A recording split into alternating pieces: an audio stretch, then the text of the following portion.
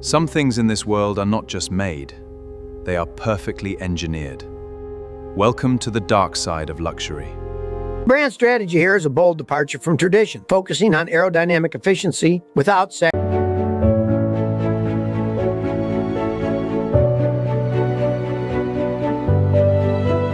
Right, forget everything you know about car cabins. Stepping into the back of a Rolls-Royce Cullinan isn't like boarding a vehicle.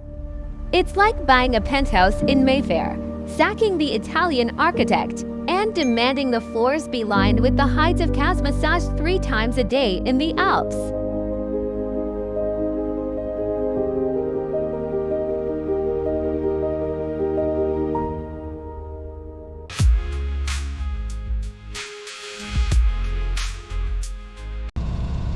This is the Rolls-Royce Cullinan, named after the largest rough diamond ever found. It tells you everything you need to know about its modesty, but look at it. It looks like a Victorian bank that's grown wheels and gone on holiday. Up front sits the monolithic Pantheon grille. On top is the spirit of ecstasy. The proportions are utterly ridiculous. It has the aerodynamic profile of a Buckingham Palace guard box. The shoulder line is so high you don't look into the windows, you look up at them.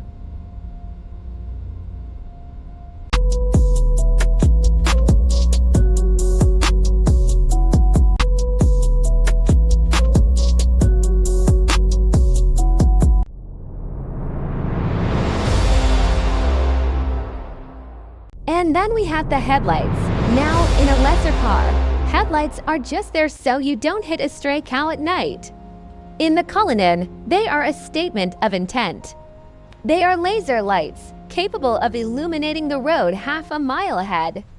It is so blindingly powerful that if you flash your high beams at someone, you won't just blind them, you will practically sunburn their retinas. But notice how rectangular and simple the housings are in front of you. No flashy, pulsing nightclub light shows like an Audi. It's just cold, squinting arrogance. It gives the car the facial expression of a disappointed aristocrat looking at your bank statement.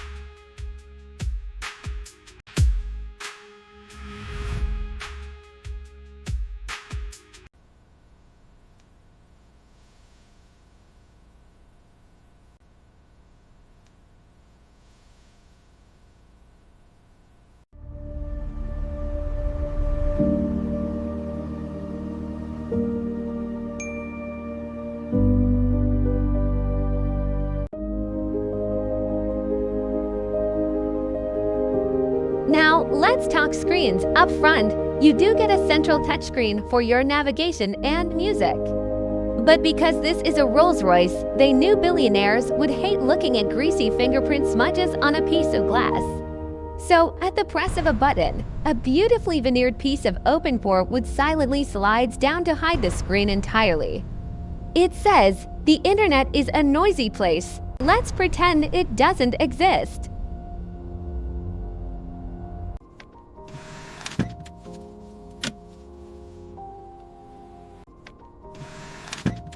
So, there you have it, the Rolls-Royce Cullinan. It is offensive to traditionalists. It is aggressively massive, and it costs more than a literal mansion in parts of the country. Most of you have probably already decided you hate it. But I'm curious, tell us in the comments below if you'd secretly want one if you won the lottery tomorrow. Go on, be honest.